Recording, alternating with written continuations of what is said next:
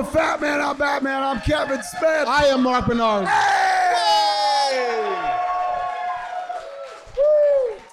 Oh, shit, man. We are here at the Scum and Villainy Cantina on Hollywood Boulevard in Hollywood, California, the fucking crotch of Hollywood. Put your hands together so the folks at home know you're real.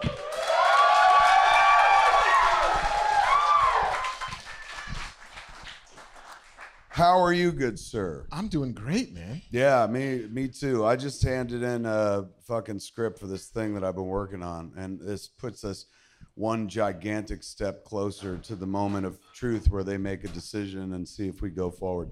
So it was pretty exciting, and I hate, like, you know, I've been indie since the beginning, right? And part of that is nobody ever was going to ask me to do stuff, but also part of it was like I just want to do it my way.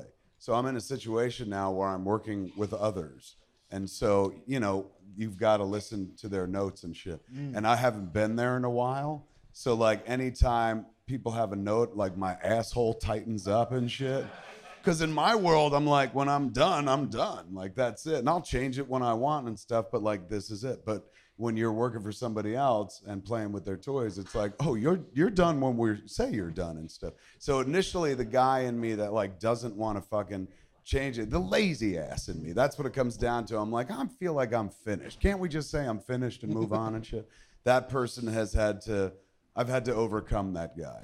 Have you deployed the age-old, time-tested, we'll take a look at that? No. When they give you a note that you're like, bullshit, you're like, no, we'll take a look at that. And No. never take a look at it. I like, in fact, like, they said, the crew I was talking to today, the development team, the creative folks, my execs were just like, because I was talking about, I took your notes, the notes email, and I busted it down into 8 screenshots on my phone that as I was writing, I was able to go through the screenshots and, like, take this out and be like, I did that and shit. And they were like, I think that's the most serious anyone has ever taken our notes, man. And I was like, well, I mean, they were actually good. And that's the thing that I was happiest about. It wasn't even like, do these notes because we say to. And I'm like, well, against better judgment, I will do these notes. The notes they gave actually made it fucking better. So, like, I turned in the second draft, and it took like a pretty big jump. And I really liked the first draft, but I kind of liked it. I guess the long story short is, like, trust the process. Like, I would jump out of my manager bag when it's like, I ain't changing shit. But then I'm like, do that at home. Do that on your shit. Do that on, like, what you're working on. Do it on Jane, Silent Bob Reboot. But this thing, working for somebody else, like, number one, if it weren't for their thing, you wouldn't be involved in this project in the first place. The only reason you're there is because some other thing exists that you got invited into. So I was like, it was weird to switch over, but I found a place where I could kind of go to and be like, oh, and also it helps that the notes were really good. So I know I'm being vague. I wish I could fucking tell you. But the moment I could tell you, man, I'm going to be like, wow. And you're going to be like, what the fuck? But it's not a movie. I've had a lot of people be like, oh, it's a fucking Marvel movie. Nobody would give me a movie. Nobody would give me a movie whatsoever. We're struggling to make Jane Silent Bob Reboot. This is a serious thing, man. But it's a fucking dynamite series at a real weird, wonderful place. So more as I know more. How goes Treadstone? Treadstone is going very well. We've also had a bunch of, like, notes calls with the studio and the network, and they seem to be very happy with things, but we're also getting the notes. And it's almost never what they say in the note. It's always, all right, what's the note behind the note? Why? They all seem to be bumping on this particular character bit or this particular story thing. Why are they bumping? It's not because of what actually happens. Right. It's because something isn't chiming with them. Something isn't squaring their particular circle. Right. And so it's, and working with new execs, it's, hey, all right, so what language are they talking here? Are they the character people language? Are they the plot people language? Do they not like the world? Do they not like the person? Do they not like the moment? Like, what is your actual problem? And they'll never tell you that, because if they could tell you, then they would be writers. But it's always Cut like, to next week. Mark's like, I got fired for some reason. what the fuck happened? I just walked in and they fired me after the podcast dropped. Why? And those note calls are always like, oh, it's 15 minutes long or it's an hour and a half long. And the hour and a half ones, you're like, oh shit, did we all just get fired? No, we still got jobs? All right. I did one today where, I was like, they were supposed to have a notes call. But, it's much better to be in person. They were close enough where it wasn't like, I got to drive to fucking Santa Monica. Like, fuck that. I once had, like, it's crazy, man. Like, now, I was a Jersey kid and shit. But I've been here. We lived in Los Angeles now 16 years, 17 if you count the time that we made Jay and Silent Bob Strike Back and stuff. So I've been out here for a minute, and I know I'm now in Angelino because I had somebody fly all the way out from fucking Canada, Eastern Canada, to have a meeting out here in Los Angeles. And they told me, like, we have to go to Santa Monica. I was like, oh, I ain't going to Santa Monica, man. I was like, are you shitting me? That's really far. And this guy was like, I came from Ontario. I was like, yeah, what? But, that's a flight. Like, There's no traffic we up got to there. get on a fucking freeway? Have them come to my house, So this place, they were really close. I was like, oh, shit, I'll go do fucking notes. It'll take me like 10 minutes to get there and shit. So when I sat down and did notes with them today, it was like in the room. And they were like, oh, we're a little nervous because now we're going to see your face and see how you react to our notes. And I was like, look, I'll be honest with you, man. Like, I'll tell you if there's anything that I think, that I bump into. But, like, so far, this shit's only made it better. Like, this is how, like, wonderful the execs that I've worked with. And so I honestly feel like, when there's going to be a moment when they're like, okay, Kevin, we're going to tell you if we're going to greenlight the series. And in this moment, we're going to tell you this has all been a series, and it's punked, and it's you, bitch. Like, of course you're never going to work here, you fuck. So they were fucking lovely. And, like, this is how fucking lovely it was. Like, first draft of the thing I turned in, like, I got a bunch of different writing styles, it's hidden inside. Traditionally, I write Kevin Smith stuff and stuff. This kind of thing, I was like, all right, I'll shift to the other gear and write with that. So when I turned in the draft, they were like, how do we say this? Can you make it more Kevin Smith? And I was like, oh, yes, bitches. But it was really nice. They actually used my work to reference shit. They were like, like that scene in Clerks? I was like, I know all the scenes in Clerks really well. You want me to recite one for you? Like, I'm familiar with it. Continue. But they were like, like that Death Star conversation, like that would be very at home in here. And I'm like, oh, fuck. Like, I could do that shit in my sleep. They're like, that's why we hired you. So it's looking pretty good. I've enjoyed that part of the process. That was the part of the process I always felt like that's where it'll fall apart. The wheels will fall off. Like, I don't work well with others. And that's not true. I work very well with others when it's my thing. But like when it's other people's things, then it's been a while since I've done that, and I don't know how it'll play. But so far, so fucking good. So far, so good. In the last episode, we talked about possibly coming up with a new name for the show, and a bunch of people put very nice suggestions up online and stuff. And there's a few that we've been like thinking about and circling. Mark and I came up with a short list of the names we've liked so far. Some came from the public, some came from just internally and stuff like that. But we're collecting them. But just to give a shout out to those who have the public, the one that we're like, ooh, that the public suggested, the leading suggestion, and there's been a few people that did it. So apologies to whoever did it first, but there have been a bunch of them and stuff. Maybe calling it, instead of calling it Fat Man on Batman, which is twofold. Like, chiefly in my mind, sooner or later, Warner Brothers is gonna be like, you can't call things Batman ever again. You don't own that fucking character and shit. And then also a lot of people online were like, you can't call it Fat Man, that's false advertising and shit. So we had to look. We were thinking about looking for a new name, and so the one online that I think is adorable and shit and fits with the podcast is Fat Man Beyond. Right? That's pretty good. Pretty fucking magical, man. So we'll as we get closer, if it happens, man, just that seems to be the leading contender. Yeah, like we'll find some milestone. Yeah. And we'll be like, all right, episode 250, Fat Man Beyond. Fat Man Beyond. Moving on. It's kind of sweet, man. I do like it. And then, like, we can get a trilogy going, so when we're, like, 80 years old, it'll be Fat Man Forever and shit.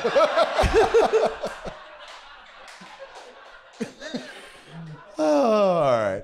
And then when we get replacement hosts, it's Fat Man Begins. Yes! Holy shit, when they reboot it and whatnot. Oh, my God. Okay, so that's fuck the opening. Now we got to get to the meat of the show, man. There are two parts to the show. Well, three. In the beginning, we sit around and chit-chat.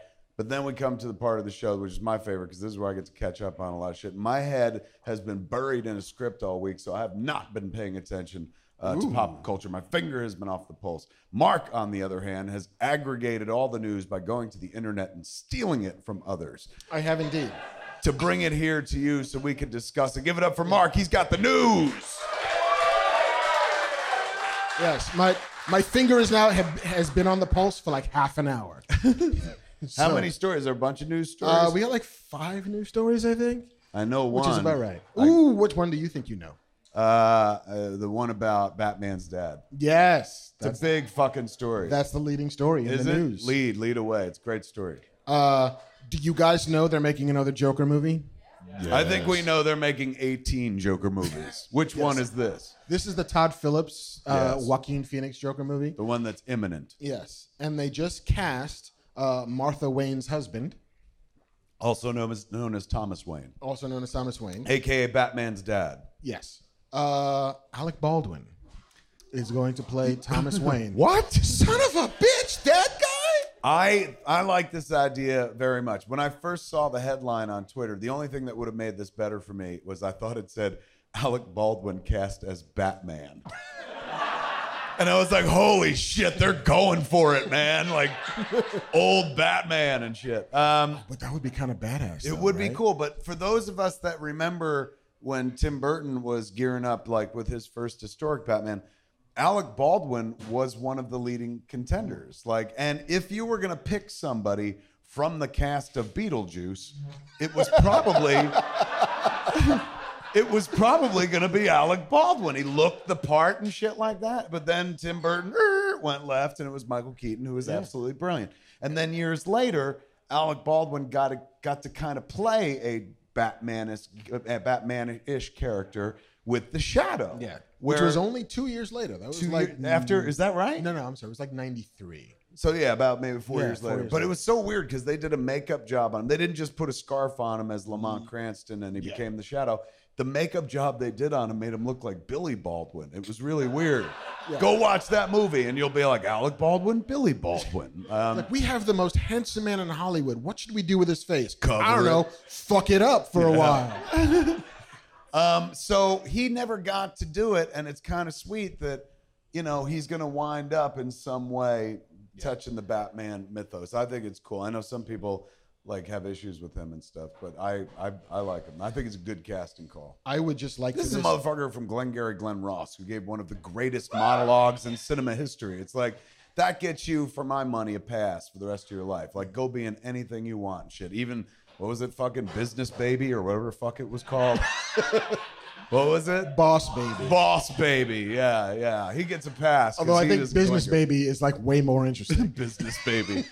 Myself. Your thoughts on Alec Baldwin in this? I am sort of darkly wishing that this is a bit of a cover story and they're making Dark Knight Returns. Yeah.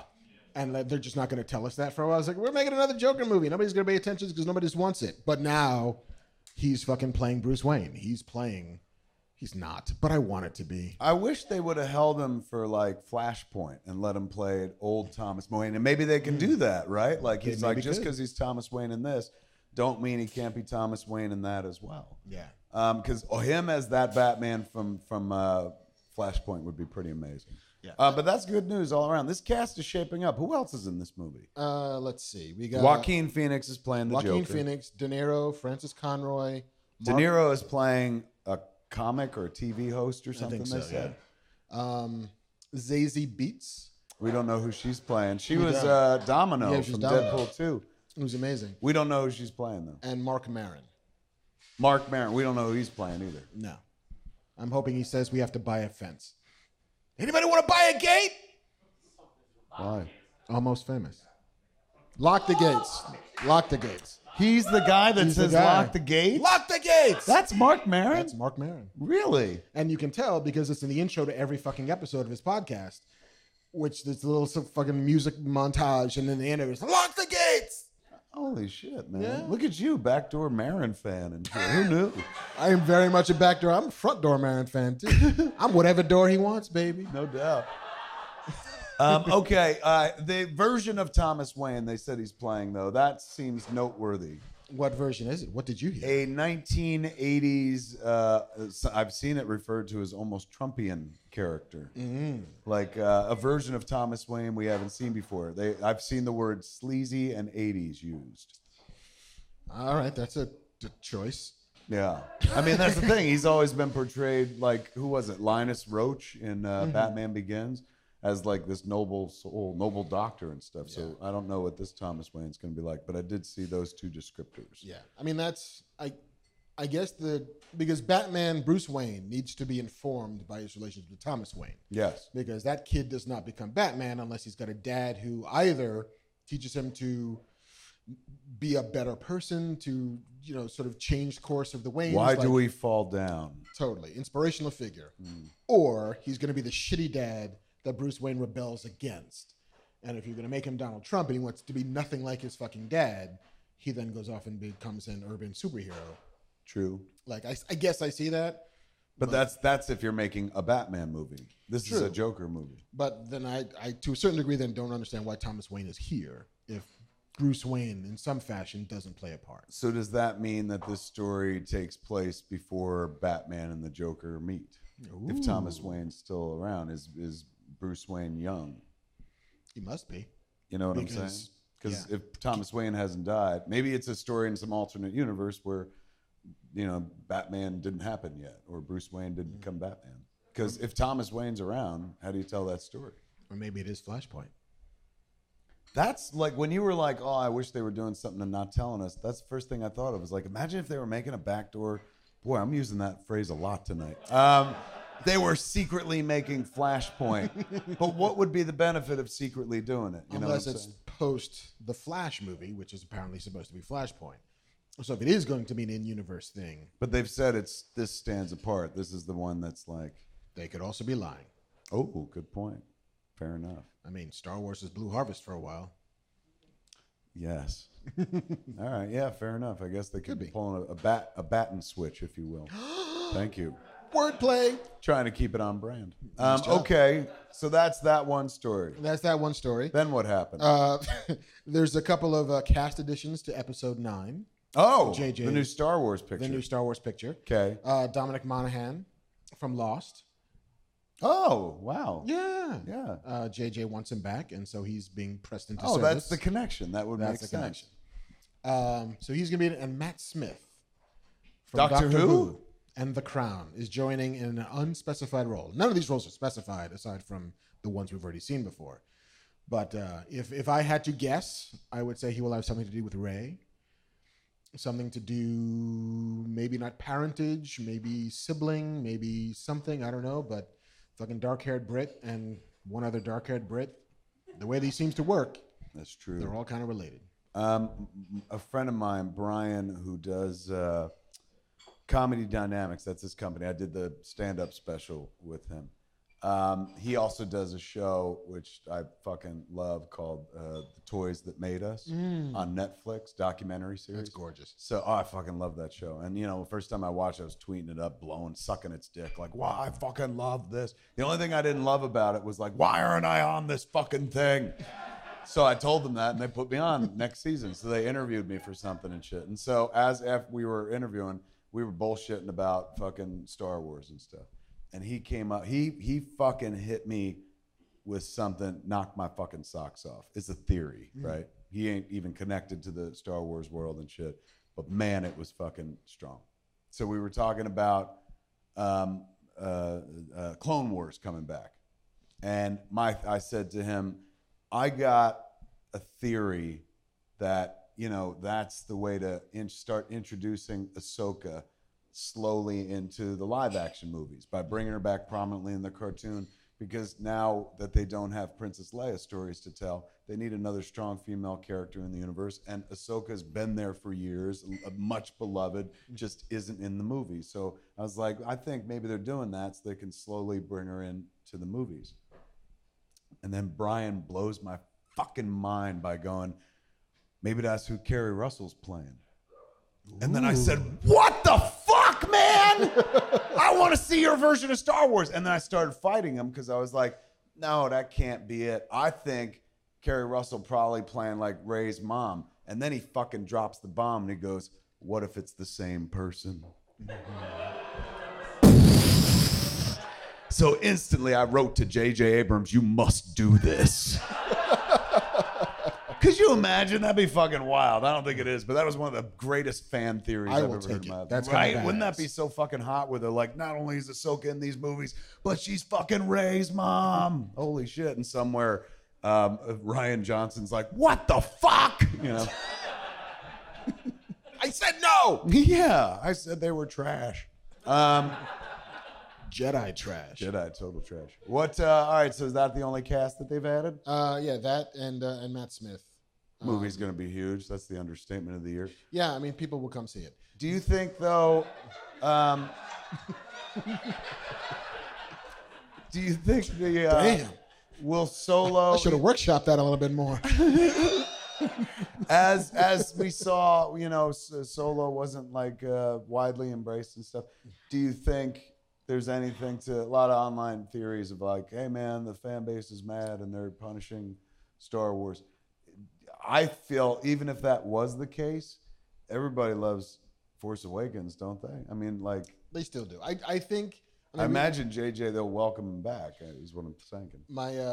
We talked about it at some point. I think when Solo came out, that I think there's just a little bit of fatigue, in that these movies are all driven by nostalgia. They're all driven by our desire to feel the way we felt the first time we ever saw Star Wars. You're saying we're already nostalgic for fucking JJ's Force Awakens? Or it's like it only happened a minute ago, but fuck, it was good.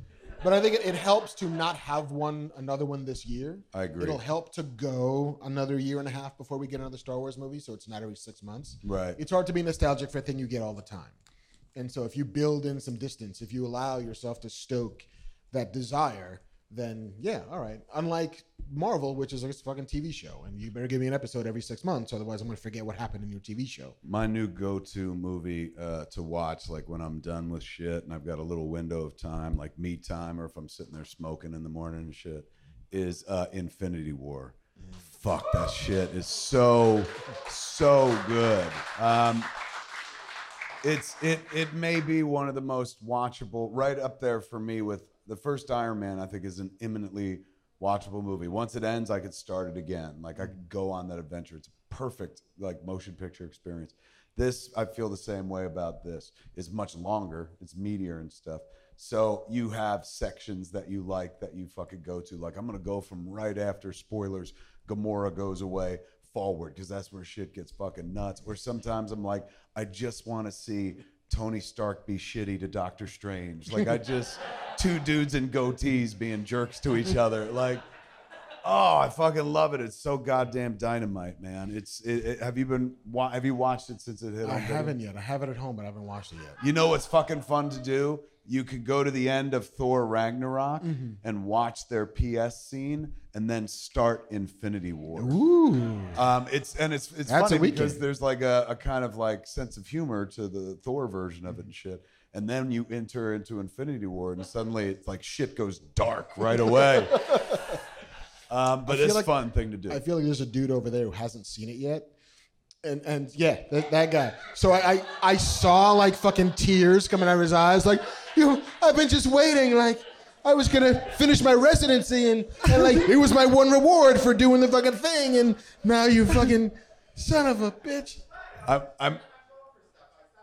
I meant to lead with spoilers, but I assumed we'd all seen it and stuff.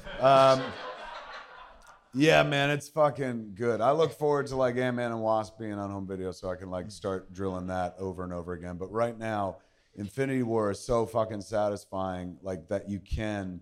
I've gone to it every morning. I've woken up where I'm like, I'm gonna kick back and watch a bunch of this shit and stuff. So fucking good. Do you know how fucking close they came? I mean, it's off topic but on topic. They came so close to getting the fucking glove off him, man. Like it's so irritating. It's so fucking irritating. Like, it was off his fucking hand, and then when his eye fucking wakes up and he fucking grabs it back, you're like, you fucking idiot, Star-Lord! Like, and I know it, like, this all has to happen so there could be another movie and shit, but, like, I get so frustrated, and you understand, that's what is such good writing, man. Like, we had those motherfuckers sitting right here. Like, that you buy it. You buy the fact that Star-Lord would fucking do that. You don't buy that? I mean, I buy it. It's Peter Quill. He's that fucking stupid. Like, you know, like, where like they were that close. And That's it's so the funny part I because buy. he's like, this is my plan. And then he fucks up his own plan and yes. shit. Yeah. I buy him being that fucking stupid. The thing that I just never bought. And we talked about it when we talked about the movie. That Yeah. I don't buy the relationship with Gamora to the extent that he's so heartbroken over her death that he is willing to risk the world. That part I buy, especially because like they gave us a setup scene with like, you know, where they were a little more tender than we'd ever seen them be before. I guess, man, but I suppose there's a girl I can meet on a spaceship and smooch a couple times, but I wouldn't risk the entire fucking cosmos. Sorry, half the cosmos. Somewhere that- Mark's wife is rolling a tear. Not even for me. The needs of the many outweigh the needs of the few. Or the one. Not for me, man. I got somebody I got a wife who is fucking Thanos, and she snapped.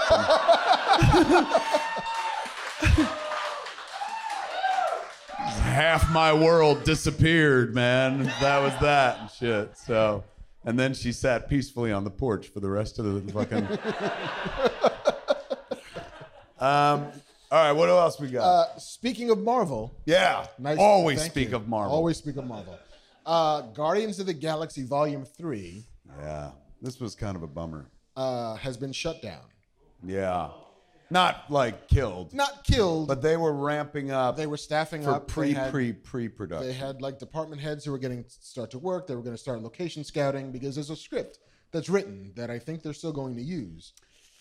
Are they? I would like to see the end of his story because it wasn't like 2 didn't feel like the middle. You know what I'm saying? It didn't feel like, oh, there's something fucking, you know, this is just a holding pattern until we get to 3. I thought it was a very satisfying story in and of itself. But clearly he had He had more, and a story that was going to link all 3. right. What do you think I'm it would have sure- been? Like just calling it out from, do you see any loose threads that he had to tie up? Like we found out who Peter's dad was in the second movie. Adam fucking Warlock. That's right, man. Oh my God, that was at the end of the fucking movie. Adam Yeah. Warlock. And you've got to fold Captain Marvel into it because she's got to be a part of the whole cosmic shit anyway. Were they going to do that in Guardians of the Galaxy? I don't know, but it wouldn't surprise me if they did. She's coming soon in her own flick, right? she's Like, coming in is her that own the flick. next movie? Yeah. When is that? May? It's the That's next May. one. But we haven't seen a trailer. No. yet. No. Interesting. What's Disney's big November Christmas movie? What do they have? Because that's when it would be on. Yeah. So you don't think we'll see anything? When's D23 or whatever? When's their convention? Next year? They're not doing it. So when do you think they'll drop a Captain Marvel trailer? September, like so. This meaning this month.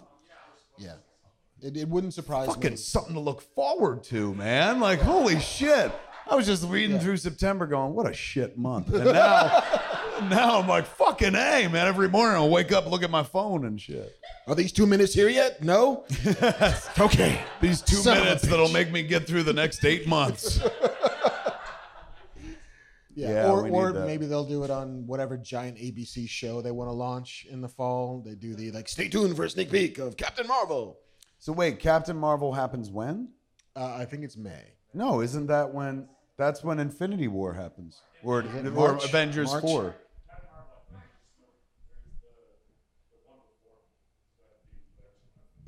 So do you think Captain Marvel's Captain happening Marvel's at the not end of this year? Captain Marvel's not this year.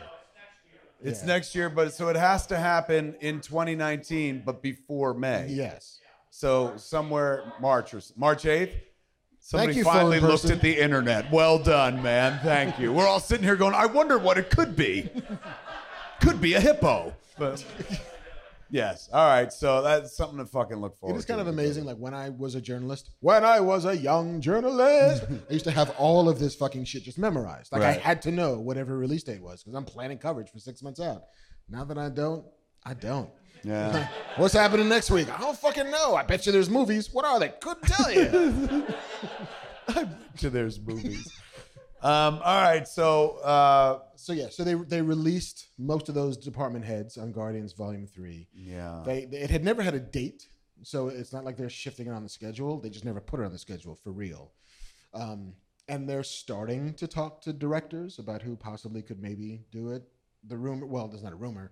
Taika Waititi had a meeting I mean, at Marvel. that to me would make the most sense in a world where they have to replace him. Like that, you know, they're not making a new Thor movie right away, so it's not like, hey, he's writing the next Thor flick. Right. Like it feels like you could shift him over to the Guardians. Sensibility was in the same Venn diagram. Right. It's funny and stuff, but you know, and also that might salve the wound a little bit, right? Because everyone loved Thor Ragnarok and everybody seems to dig him. So at least they're not like, you know, ladies and gentlemen, you know, Ron Michael Howard. Bay.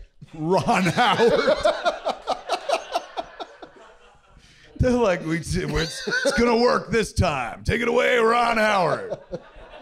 Who do we get to do this kind of edgy space drama, comedy, science fiction thing? Should we team him up with another director? Nah, let Ron do it solo. Oh, shit.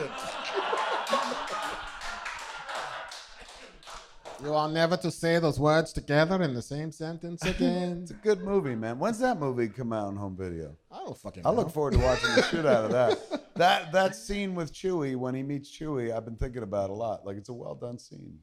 I bet you that'll be a fun home watch over and over again. You might be able to find it on the internet already. Is it out there? I mean, I bet you, like, everything is out there if you really want it. That's true. Are you trying to send me to the dark web for this movie? You can fucking order a hit and watch Solo. Stay on the path. Don't stray from the path. All right, so that's going to be a bummer, man. That means we're waiting longer for a Guardians movie. It's not. They never picked a date yet, anyway, right? It wasn't scheduled. It wasn't scheduled, but now it's permanently not scheduled correct until they figure shit out. Well, you know, they're going to do it. It's not like they're like, well, we've given up on Guardians, but they're just going to take a breath. Figure the it out. momentum towards making a movie is now stopped. And so they'll reassess and they'll find a new guy and then they'll start up the fucking machine again. Oh my God, whatever will Marvel do without that one movie? You know what I'm saying? They got like 26 going. You know, if you don't like that one, stick around. Here's another one, motherfucker. So I look forward to whatever they decide. But yeah, I want more with those characters, of course. And to be fair, Infinity War was kind of like Guardians of the Galaxy 2.5, the way that like Iron Man 3 was kind of Avengers 1.5, like a kind of mini sequel of sorts and stuff. So that will hold for a little while. I think so. And I mean, at some point we're going to get a Black Panther 2. Well, that's if he survives Thanos' fucking snap, Mark. You seem very confident, but King of Wakanda disappeared right in front of us. He really did. As did all the future billions of dollars at the box office that they could make with that character. We don't want that. Yeah. Disney's like, you sure you don't want to make another one? And Kevin Feige's like, no, we killed him. He's dead. He's gone. He's gone. That's how it happens in comics. They die and never come back. Death is permanent. All right, what's the next story? Did you ever, as a child and or adult, read Isaac Asimov's Foundation series? Never. No. They did. Wow. No, what is it about? Did you? I tried.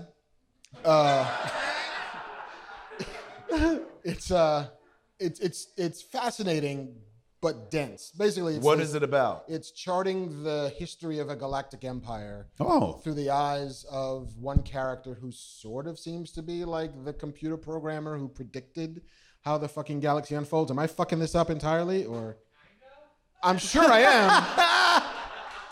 But there is some science. What's the name of the science? Like psychometrics or some bullshit. So did I get that right? Holy shit! I got the one thing right. Psychohistory. We were both wrong. You're really selling the shit out of this, man. It is one of science fiction's, pun totally intended, foundational texts that I also cannot get through. But Apple gave it a direct-to-series order because Apple is now making television. They are, man. That nobody has seen any of yet.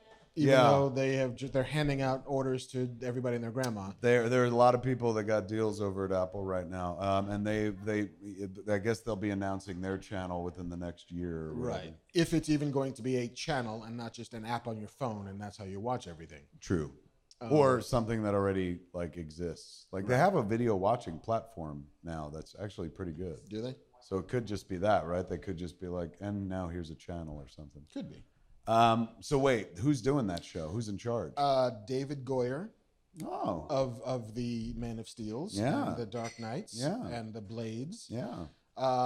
and Josh Friedman, who was the executive producer creator of Terminator: The Sarah Connor Chronicles, Okay. who wrote War of the Worlds for Spielberg, I like that and War of the Worlds wrote movie. 1 or 8 of the 9 or 12 Avatar sequels that they're making. Really? Yeah. Because they seem to be adding them as they go. No doubt. Like They're every 6 months. They're trying to beat fucking Warner Brothers at Joker movies. They're like, who could have more? Yes. Look, does anybody remember Avatar? I'm not sure. Let's make 5 more. Yeah. Yeah, he's fucking investing deep in Blue Cats, isn't he? I mean, I know it worked the one time, right? Like fucking he made all the money and shit. It He worked became the- king of the world again. But It like I don't totally know if did. I'm sure he knows what he's doing, but does the world's kind of moved on from Blue Cats, no? I'm curious to know if anybody in this room could name the main character of fucking Avatar. Jake Sully. Wow. I just remember because what's her name? Jake Sully. Yes, she's like, no, Jake Sully. Like that line was Zoe Yeah, Saldana. Saldana. Gamora. That Gamora fucking- remembers who Jake Sully is. Yeah. But I also would defy you to find me like a 12-year-old kid who knows who the fuck anybody is in that movie. Yeah. And so, all right, if I don't remember who's in it, and all I got is blue kittens in space, do I need 4 more of those?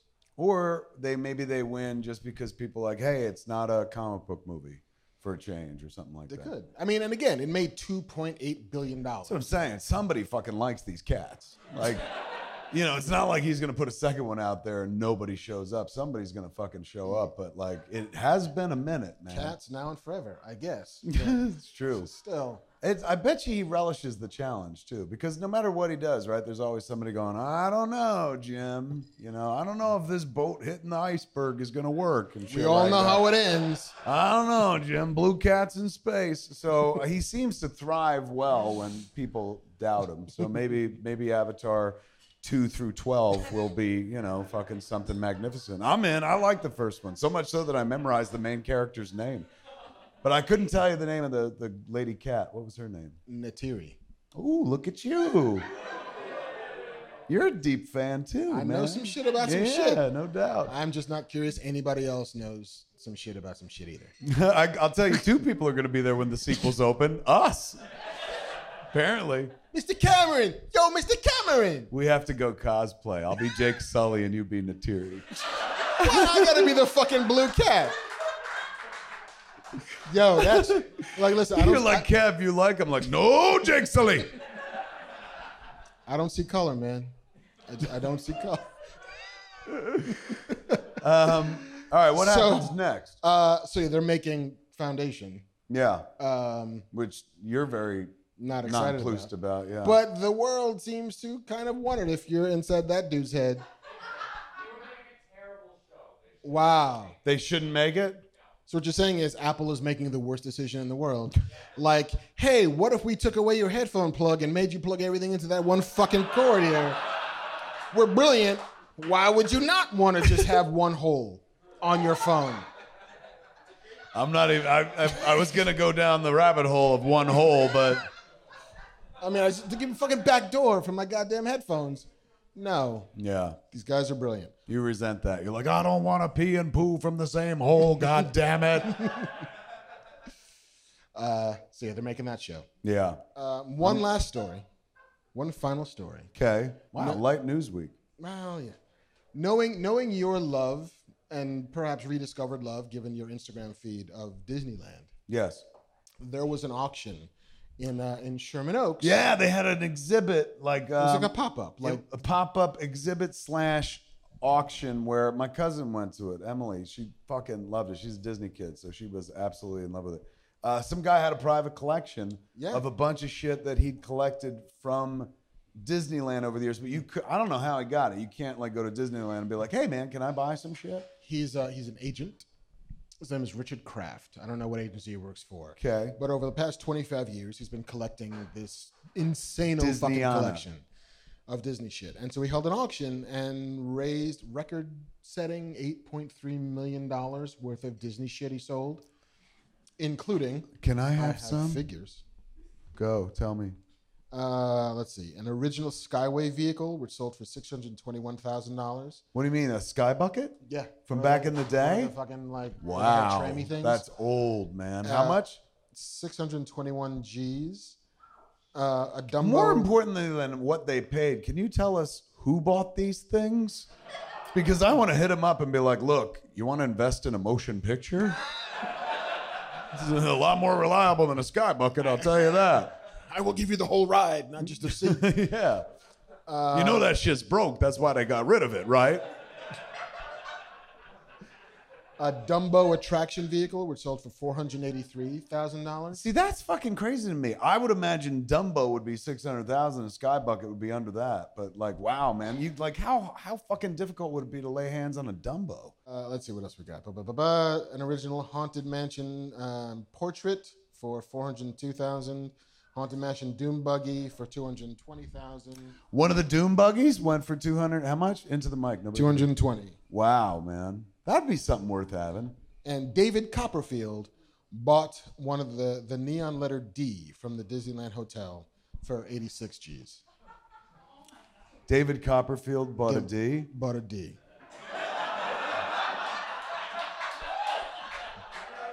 Why didn't he just come in and be like, it's gone? I knew that shit wasn't real. Wow, man. I wonder if it's that D that I used to see like when you travel Mulholland. Like somebody had a big D. I wonder if it's that. It's huge. I wonder if it's that, man. Yeah. I have a very particular set of balls. That is, yeah, man, $8 million, fucking nuts. I think they had a Mr. Toad car as well. One of the cars from Mr. Toad, which when I first heard about it, I was like, oh, I'll check it out. And then when I started hearing how much things were selling for, I was like, oh, I'm not doing that. Nope. I don't have that kind of crazy money. Is there anything that you would like want to buy or own? Like my friend Dave Mandel has an original Stormtrooper helmet from Star Wars, from A New Hope and stuff. And I remember this going way the fuck back when we were working on the Clerks cartoon. So in the fucking 90s, like 98, 99. He had paid like 20 grand for it. And I was like, that's fucking crazy expensive. And now it's worth way fucking more, man. Because there's a whole business around this shit. Mm-hmm. Is there anything that you would, like, I'd pay cash money to own that? If I had the money. If you had disposable income. If I had dumb fucking money. Yeah.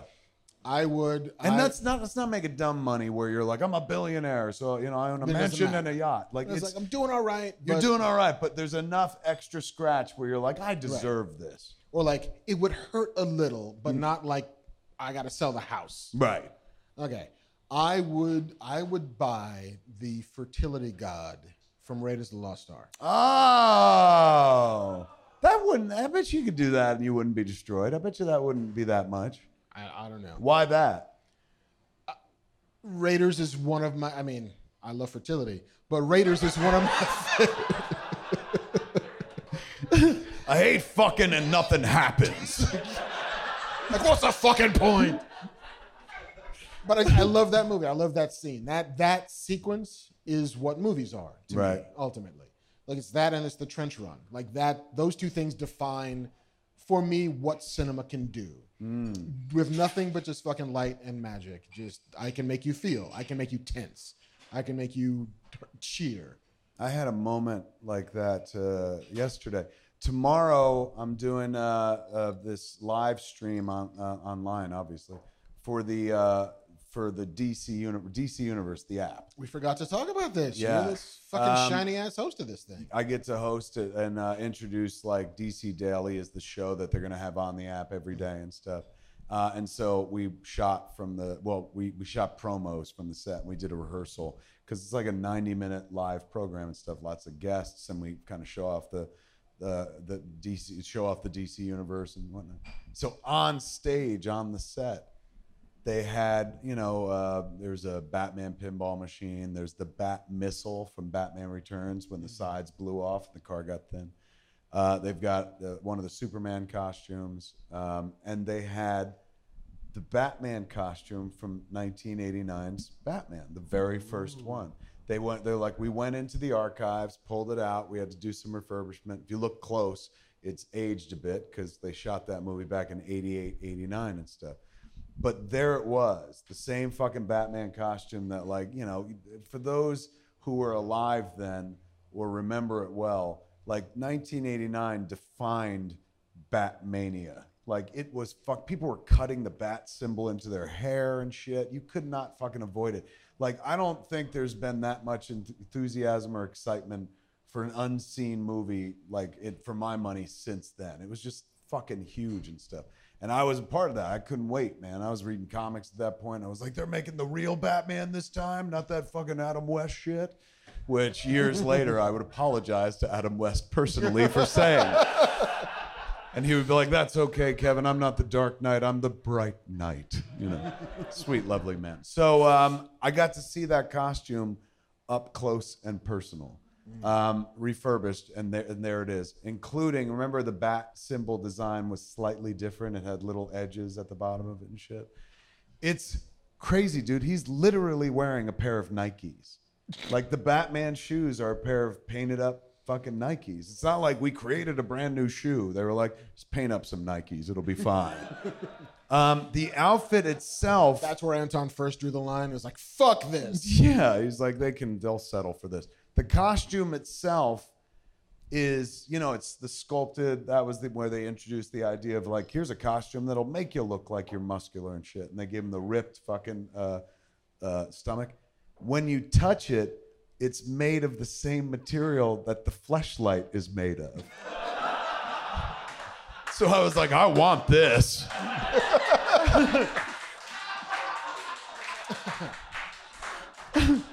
That all being said, watch the live stream tomorrow of as we explore DC Universe. Is that stuff. why Michael Keaton couldn't turn his head enough? Like, It's crazy. I'm just one big fucking erect penis, and I just can't. It's this. He's this Batman. It's so fucking crazy when you look at it up close. Like nobody, they just couldn't solve that issue. Like, they didn't even try to solve that issue until Chris Nolan was like, let's just put a motorcycle helmet on him and shit. Then he could turn his head. But up until then, man, it's one sculpted piece. So when he put on the cowl, he was putting on the cape as well. Like, it was all one piece. So you had to turn like this. Could you imagine the fucking, like, the Batman in the comics is like one of the greatest fighters the universe has ever produced. The Batman in those movies had to be an even better fighter because all he could do was this shit. It's like, listen, you guys, just single file behind him. You can just, if we just hide in his blind spot, how big is it? All of it. He can't see anything. Can you step over here so I can punch you? Did you see Michael Keaton? This is a few months back, but he gave like a graduation speech to one of the colleges. And at the end of the speech, he's like, and if I can leave you with 2 words of wisdom, it's this: I'm Batman. And then he walked away. So fucking awesome. All right, no more news? No more news, That's the end of the news. Give it up for Mark. He took us all through the news. Woo! That means that we've come to the part of the show, the other part of the show that I absolutely love, and the audience seems to like it as much as well. Usually online, I see a lot of nice reaction to this part of the show. This is where we dive into Q&A, ladies and gentlemen. The Q&A here at Fat Man on Batman at Scum and Villainy here in Hollywood. It's not just you ask a question, you get an answer, and that's your prize. If you ask a question and your question's good, then you're going to win something. You're going to win a pair of tickets to a 4DX experience, man. You watch a movie in 4DX. If you've never seen a movie in 4DX, oh my God, you've not seen a fucking movie. You are having only a quarter of the movie-going experience. What is your problem if you haven't gone to a 4DX theater? It's an awesome fucking way to watch a movie. If it snows in the movie, it snows in the fucking theater. If something explodes, it smells like fucking something exploded in the theater. It's really cool, man. And they got like, one. It's like going outside for people who hate going outside. Yes. Yes. 4DX has done an amazing job of recreating a world you don't want to interact with. Right there in the heart of the movie theater. And they're at LA Live. That's where you can go see it. Our good friend Deacon, Brett Deacon, gives us those tickets every week. Give it up for Brett Deacon, ladies and gentlemen. He's not here, but still. All right, so we got 5 sets of tickets, 2 tickets each, man. And thanks to the sweet heart of cat ears over there, Jamie. These 2 of them are yours? These are not yours, right? Those are somebody else's.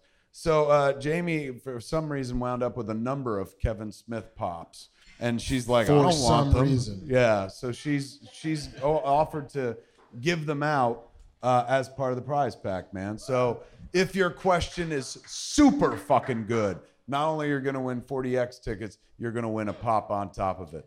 But if you pop on top, but if you Hop on pop. it rhymed. But if you don't win the pop on top of it, you're still winning tickets and shit. So don't walk away going, oh, my shit wasn't good enough. Did these not fit in the box spring of pop figures you had built at home of Kevin Smith? Why are you giving these away? Are they? I do not collect them, and I don't collect them, and I have a ton of them that people keep thinking I want for some reason. I have the same problem. People are always giving me a Kevin Smith pop. I'm like, I don't want it. I'm keeping one, and I'm keeping the one from the Comic-Con. Oh, right on. Fair enough. Very sweet. Give it up for Jamie, man. She threw some shit out she didn't want, and now you guys are going to benefit from it. Okay, JC's got a microphone. JC, we let him pick. He's the proprietor of this here bar. We always let him pick, man, and he's picked first. What's your name, Captain? Neil. Neil, give it up for Neil, everybody. It's Neil. Hi, Neil. Neil with the deal. What can we do you for, man? Hey, first off, I want to give a quick shout out to my buddy Jason in North Carolina, who got me into your films way back in the day. And I became a huge fan, obviously, and I wouldn't be here tonight if it wasn't for Jason. So thank you, Jason. That's fucking awesome. Yeah. Give it up for Jason, man. He's looking out for his boy. Yeah. Somewhere Jason right now is watching at home rolling a fucking tear. And what's creepy, and you don't know this, is he's jerking off at the same time. He will be. Hey, I also want to thank you. About a month ago, I was down here, and you were running a bit late, and you said, sorry, I was stuck in traffic because Tarantino was shooting down the street, right? When we did the show. So after the podcast wrapped, I walked down there, and the sidewalk on this side of Hollywood Boulevard was wide open to pedestrians. So you could walk from one side of the set to the other, and he had a totally pimped out 1969 style. For those of you who don't know, it's the Charles Manson movie set back in '69. Was it Once Upon a Time in Hollywood? Exactly, yeah. So you could walk from one end of the set to the other. Cherry vintage cars. All the storefronts were totally retro. He had like the old Pussycat porno theater set up, a Peaches record store. It was so cool. It looked like they spent a few bucks. Yeah, absolutely. But it was Did one they of the just leave the bums? Just for flavor? They just threw bell bottoms on him and had him walk around as extras, and that was it. They gave him new clothes. Exactly. So they blended. But I wouldn't have seen that. We're going to need those clothes back. But it's all I have. I wouldn't have seen that if you hadn't told me about it. So thanks, man. All right, man. So my it's nice question- to get an update on that story. Yeah. So my question is going to be a Tarantino question. all Fair right? enough. So I'm Quentin Tarantino, and I come to you guys, and I say, Oh. Mark, Kevin, after I get done with this Once Upon a Time in Hollywood movie, I want to do a comic book film adaptation, right? I want to keep it kind of mainstream, Marvel or DC, and it's going to have all the hallmarks of a Tarantino movie. I'm going to write it. I'm going to direct it. You know, multiple non-linear intersecting storylines, harsh language, graphic violence, all that. And since I'm Quentin Tarantino, there's only like 8 guys in this fucking town that I like to cast, right? So Sam Jackson, Michael Madsen, Christoph Waltz, Tim Roth, Uma Thurman. We all know who they are. So I'm going to make a violent R-rated comic book adaptation with using my guys as the protagonist and antagonist.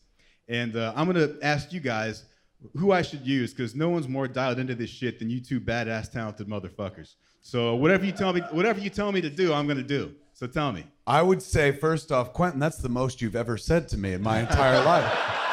Yeah. Am I dying? Why are we having this conversation? Let me see. Quentin's looking for advice for what should I do in the comic book? Yeah, what title should I adapt? I want to cast it using, my hallmark actors I like to work with. Can I do? I'll do 2. I'll do a Marvel and a DC. Cool. Ooh, nice. For Marvel, Master of Kung Fu. There's a Marvel Comics character called Master of Kung Fu, which I know he also wants to do I remember when I was shooting that same movie I talked about before, Catch and Release. When you're an actor in a movie, you've got a lot of free fucking time. And one day I was in my trailer, I had enough time to watch both Kill Bill Volume 1 and Volume 2. And so most people, when they like something, they go to the internet and be like, I fucking like this so much. But because of my job, I was like, I'm just going to fucking call him and suck his dick on the phone, man. Because like, I just really enjoyed the experience. And like, I wanted to share it with somebody. I was like, I'll fucking share it with him. So I called him up, man. And I was like, oh my God, dude, I just watched fucking both movies back to back again. It's like fucking, like 2 is one of my favorite movies of all time. It's beautiful fucking family drama hidden within inside a, like, you know, kung fu movie and shit like that. It's a story of a broken heart. It's a story about a relationship, a marriage gone awry and stuff, you know, just dressed up in many different ways. So I was talking about that, and then I was talking about the first one, of course, is fucking, you know, martial arts crazy. And I said, it's fantastic, man. It's just lovely. And he goes, well, I know I want to do it one more time. And I said, why? And he goes, because just when I learned how to make a chop sake movie, we were done. Like, it was finished. I'd made Kill Bill Volume 1 and 2, and suddenly it was finished. So I've got all these skills. I know how to do it in my sleep. So I know I got to make one more before I leave this world and shit. So knowing I've had that conversation with him, I would tell him Master of Kung Fu. It would be right up his fucking alley and stuff. And it involves Fu Manchu as a character and stuff. He would do it fucking justice. For the DC side,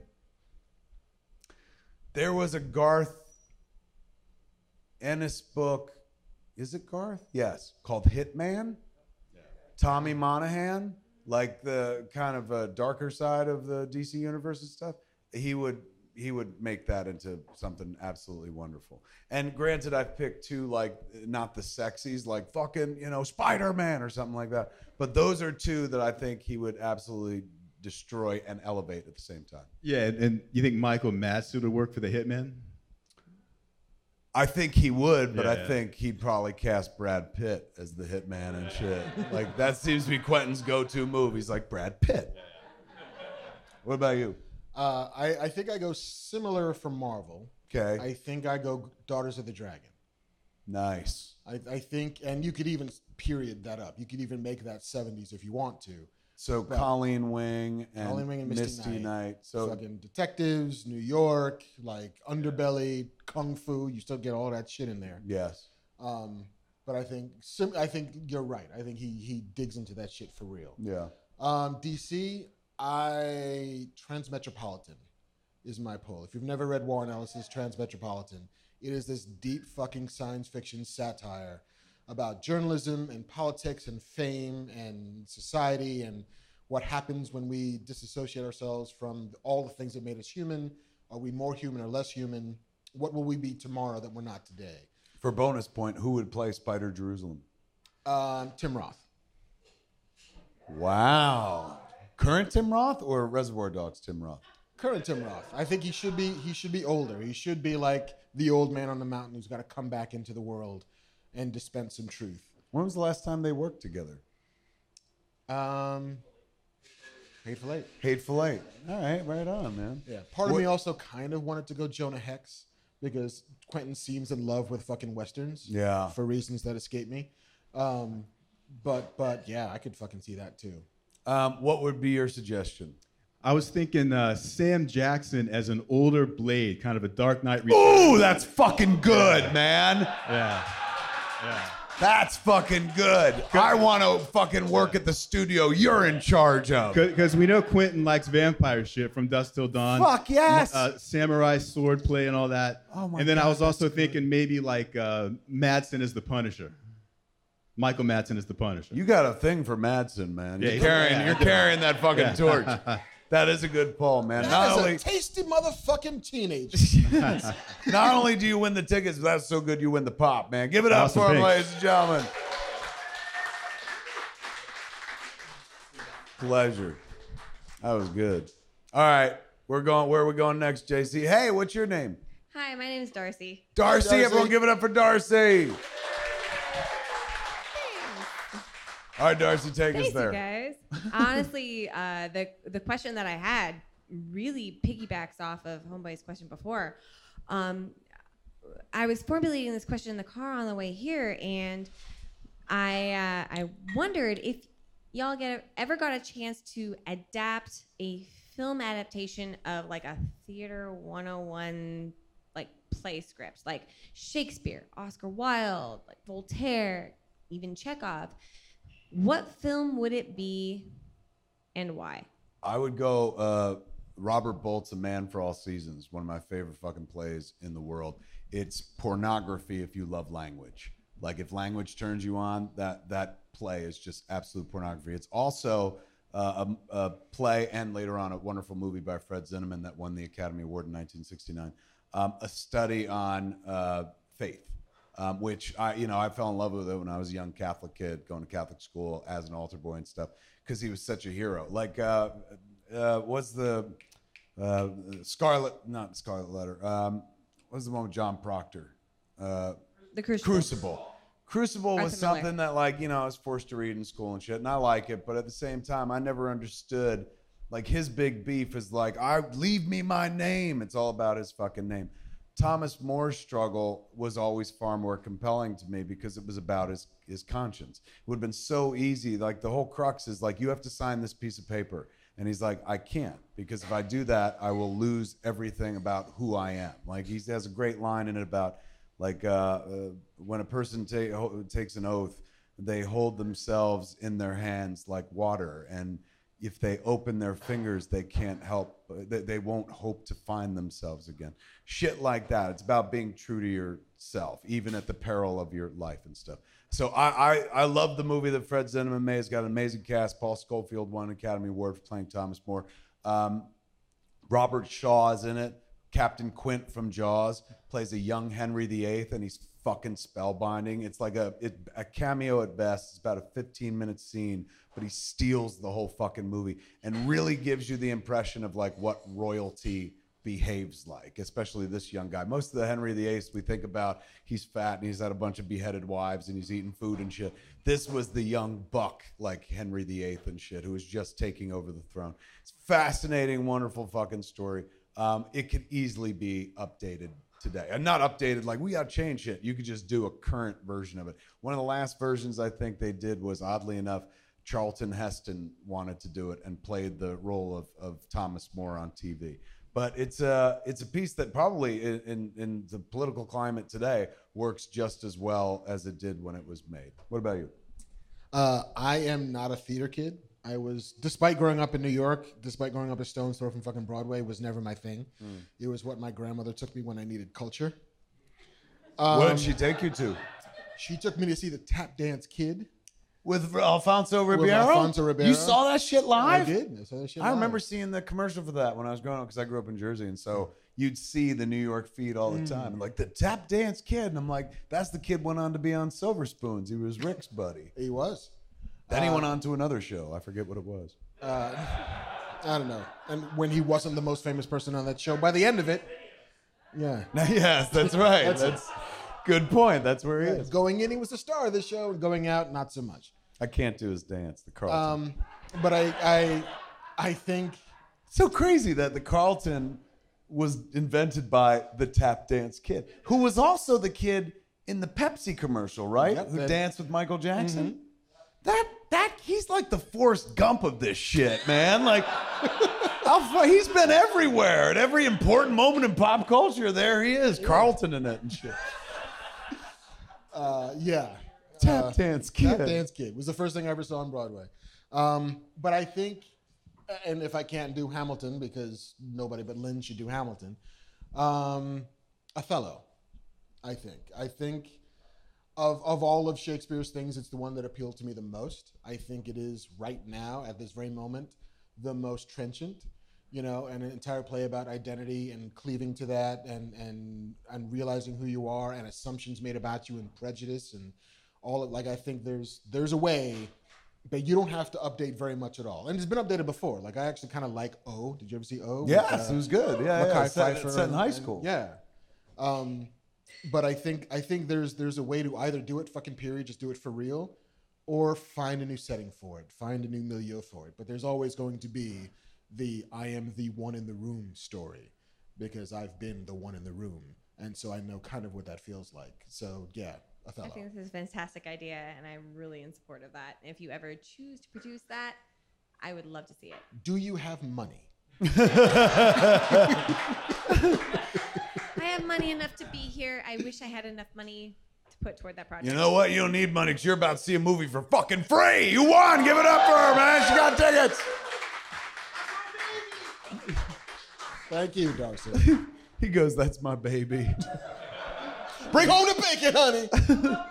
Love you as well. What's your name, Captain? Hi, my name's Corey. Corey. Everyone give it up for Corey, man. Yeah. Excellent jacket. Thank you. I figured if I was coming to see you, I had to wear jean shorts. You dressed appropriately. And- Yes, and- look at you. And a flash shirt, you know? I came all the way from Jersey. Where? What part of Jersey? Bergen County. Grew up in Bergen Wal- County, yeah, right on, man. Yeah, that's so- north of us. Yeah, I'm like right by Paramus. So like the malls and Fantastic. stuff. The I grew mall. up I in know the that malls mall all very the well. time. So Yeah. Mallrats was actually the first thing I was introduced to from you. And that turned me into Clerks and everything else. Thank and you. You, sir, the last year has been kind of rough. And back in December when Last Jedi came out, you two, I started getting into your podcast, which got me into all the Smodcast podcasts. I just finished Jay and Bob. Now I'm on Smodcast proper. Nice. But you two guys were such a huge inspiration that when Last Jedi came out, I was like, I'm going to do a movie review. I'll put it on YouTube. And I started doing YouTube reviews. And Mark, your critical eye has totally changed the way I look at movies. I'm very much like you. I see a movie, I come out, I'm like, that was fucking awesome. Yeah. And then I listen to what Mark has to say when you talk about movies. And now the way I look at movies, I look at them through your eyes and I can see different things. I just shit on stuff a little bit. And You know? try and And shut you up have after. to. You have to. But like kinda what it listening comes to down to. you talk about movies has totally changed the way I appreciate not just being critical on a movie, but even the way I look at things. And you've just been an inspiration from day one. Thank you. And I was actually at your Q&A back in Atlantic Highlands before Vulgarthon. Oh, shit. The one when for the... Jamie was there. Yeah, the one that we did Yeah, and for I- the film festival. Yeah, and I was hoping to get up and ask a question, didn't get a chance to. And I just personally want to say thank you. And like, it's easy to love your idols and just appreciate them for all the shit they do. But you guys are like really good human beings, you Oh, know? thank you. I mean, you've saved two lives just by talking, right? With Jason and Brian Johnson. Yeah. You know, and Mark, everything you do. I mean, you guys are just really good people. And I respect As far everything you as guys you know. do. You know, so it's a big deal for me, especially coming all the way to Jersey. This whole vacation has just been kind of like I went from San Fran and drove the PCH for the first time. Oh, fucking Which A. was amazing. It's beautiful, so right? it's been a great vacation. Now I'm sitting here talking to you guys, and I'm like, I'm about to melt. But question-wise, This is what life is always you like know? in California. Move on out, man. Literally, I've come here now. This is the third summer in a row, and every time I'm like a little bit closer to moving out here. Yeah. And it's probably gonna happen. There you go. But question-wise, so Yes. big comic book guy, and last year I thought White Knight was one of the best books to come out. The concept of flipping Batman and Joker is fascinating. And for the question I have for you two is, if you could take any superhero and their counterpart, right? Like for me, I'll take the layup, like Darkseid and Superman. I think it'd be really interesting to flip that.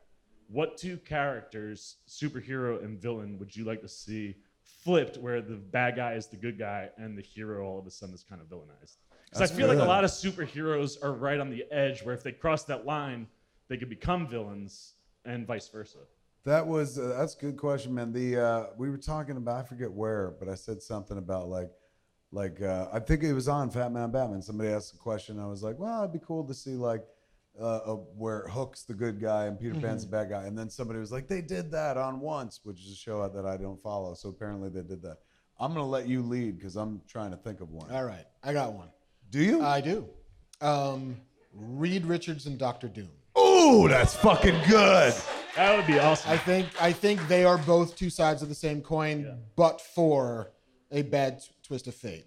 And there's a world in which Victor Von Doom could absolutely be the leader of the Fantastic Four, could absolutely be the man of destiny he always thought he was. And Reed Richards having everything taken from him by that man of destiny could go fucking bad. And he's kind of a dick anyway. And he's so kind of a fucking dick anyway. So I that's think perfect. I love that. I think there's a way you could spin that still feels true to who those characters are without and not betraying that, but still have a really fun good time. That's that thing that I think is so cool about the best heroes and villains is you can flip-flop them and it can work both ways. Totally. I mean, it's the Magneto Professor X thing. It's like these are two people bonded by so much who share so many things, but for perspective. I'm not gonna whack it out of the park, but I'm definitely gonna get on base, and then I'm gonna steal second. Sports. Yeah, can you believe it? I don't know where that came That's the from. last thing you'd Something expect of you. with a heart And it's attack not must even have a jogged something loose Not from even childhood. a hockey metaphor. I know, it's so strange. I'm talking baseball. Then touchdown. I think score. He shoots. He scores. I think in listening to his answer, I mean it kind of jumps off yours a little bit. Less Superman and Darkseid for me, more Superman Lex Luthor. Like you could do a great story where Lex Luthor has to save Metropolis from fucking Superman. That's how he sees it. Like Lex Luthor doesn't see himself as like a criminal fucking mastermind and shit, unless he's fucking Gene Hackman, the greatest criminal mind that ever existed. But I think he sees himself as like, I cared about this city long before this fucking alien showed up. He's just defeated by his own hatred, by his racism, essentially, at the end of it and stuff. So he sees himself as somebody who's going to save Metropolis or the world from fucking Superman. You could do a version of that story where he's not wrong, where Superman, like, the Red Sun version of Superman, where he's fucking not here for America and stuff like that. That's kind of compelling. And they've done versions of it, right? Like, there's always a Lex Luthor that comes from another dimension where they're like, you're fucking dead, Luthor. And he's like, hold on, I'm the good Luthor and shit. Which is a very Rick and Morty move, man. Like, no, I'm the one that wears the fishing hat, Didn't there was a miniseries called Luthor, wasn't there? DC did. Well, I remember they did like a one-shot called Luthor that told the story about like him killing his parents and stuff like that. But I don't know if they did they must have done an Elseworlds version where he's the good guy. And they did like Man for All Seasons was also about Luthor. Yeah, Superman but Man not for All being Seasons. the good guy. What Right. I'm There was the one is- issue where it's all through his perspective. Yes. And there's one that's Lois's perspective, one that's Jimmy's perspective, Yes. I think. And so the Luthor issue was very much I could save the city. Like I'm the one. I can affect infrastructure. I can make change. I can make real change on a social level, except for that fucking guy. Right. Let's imagine you could do something where, you don't have to, you can do whatever you want, but I would imagine it'd be easier to tell an origin story. So Superman or the Ubermensch arrives in Metropolis and he's not there to help. God bless you. Yeah, the Justice League Superman. Essentially, and yes, and so that activates Luthor to save the city, and fucking eventually he gets to the point where he has to build a suit in which to face this guy. So you get him in the fucking combat suit and shit like that. Yeah, You could do it. You could do it like Amadeus. You could do it where Luthor is Salieri. and Superman is Mozart. Yes. And it's like, listen, I fucking That's got really this. great. Like I've got the ear of the king. I can make all these changes. I can help shift the way everybody listens to music in Vienna, except for that fucking kid. Yeah, I like that, man. I like your version of Superman and Lex Luthor. That is a great question, and I got a great answer. You get fucking tickets. Give it up for a man. Again, pleasure. Corey, good to meet you. All right, man. 2 sets of tickets left and 1 pop. How's it going? How are Hey, you? man. What's your name? My name is Fabian. Fabio? Yeah. Everyone give it up for Fabio. Did I say it right? Close enough. Close enough. Fabienne? Yeah, that one. Oh, so it's Fabian, like the singer. yeah. I thought you said exactly. The one Fabio, from and the I was like, 50s wouldn't that no be one remembers. Fabio? Fabian, right on, man. I actually How got are a you? couple of gifts for you. What do you got? I got pens. Ooh. Literally pens. They're Right not on. like vape pens or anything like that. Yeah, I was like, ooh, look at this shit. My old man actually made them. Right, sitting in the booth right there. He literally made the pens. You made this pen? It's fucking beautiful, man. I'm not just saying that because he just handed it to me. Like, this is a legit gorgeous pen.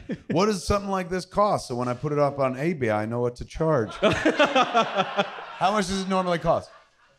$75 for this pen? Oh shit! I'm fucking keeping it.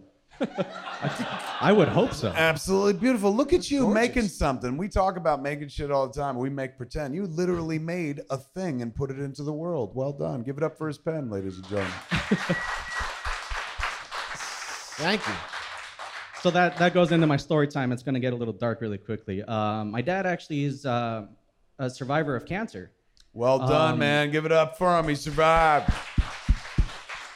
And that leads into my question. If you guys had to permanently kill off a superhero, Yeah. dead, Not like this Wolverine crap where he comes back with a space stone and whatnot. Right.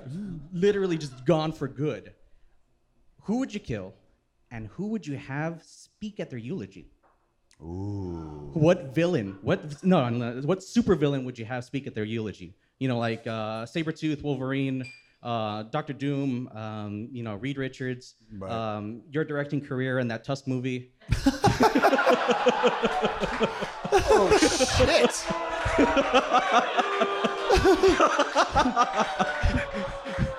This is what you raised? Comes into our house. And Mark, we're cool. We're good. It's like the red wedding of questions. I know. Came out of nowhere and I got stabbed in the dick. Enjoy the pens. Yeah, the reigns of Westermere just fucking. Let me think, man. You want to go first? Yeah, I'll go first. I would kill Daredevil. The devil, you say? Why? Because I think you want to kill. I mean, I almost went Spider-Man, but that's a little too easy. But I think you want to kill somebody who's human. I think you want it to be about the fragility of life. You want it to be about he was the best of us because he had the most to lose by being one of us. And then you have Kingpin speak at his fucking funeral. And then you have him talk about, and of course unwelcome there because he's fucking Kingpin and it's like 8 seats. But talk about how That's why he's unwelcome at the funeral? They're like, he's a little heavy set. There's not enough room here. there's not enough oxygen left in the room, Mr. Penn. But I think it's about the worthiness of the adversary and the fact that his life they've defined each other over time, and he would not have been able to scale the heights that he scaled, to do the evil that he's done, had there not been somebody to challenge him at every turn. And without one, you don't get the other. And so, thank you for being the fucking asshole on my side.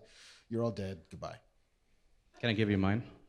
He got to give us first, or you want to? You can go first if you like. You're still waiting. Because then I'll make fun of your shit. Fair enough. Nightcrawler, I would kill off Okay. and have Mystique speak at the eulogy. Ah. Just because they're both blue? Because that's his mom. That's what? That's his mom. In the current continuity? Yeah. Mystique is Nightcrawler's mother? Yeah. When did they do that? With Azazel. With what? Azazel? Yeah. The other one that goes poof? I wrote that in a comic book once. You what? I wrote a Nightcrawler Origins comic for Marvel, and basically it was Dumbo. We did the Dumbo story but Nightcrawler's Dumbo. Right.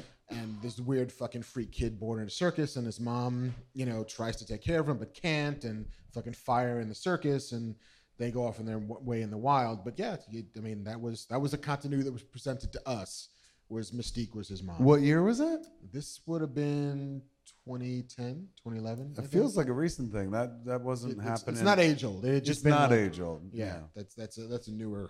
That's good. Let me see. What would I do?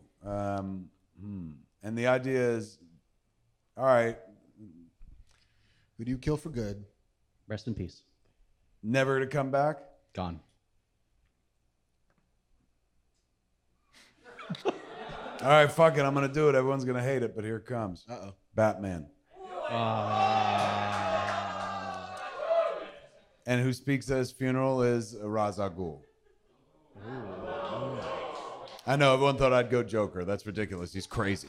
But Ra's al Ghul could speak to, like, he respected him. And I'm not talking movie Ra's al Ghul. I'm talking about the one from the comics, the one that refers to him as the detective and stuff. The one who's like, only you are good enough for my daughter, detective.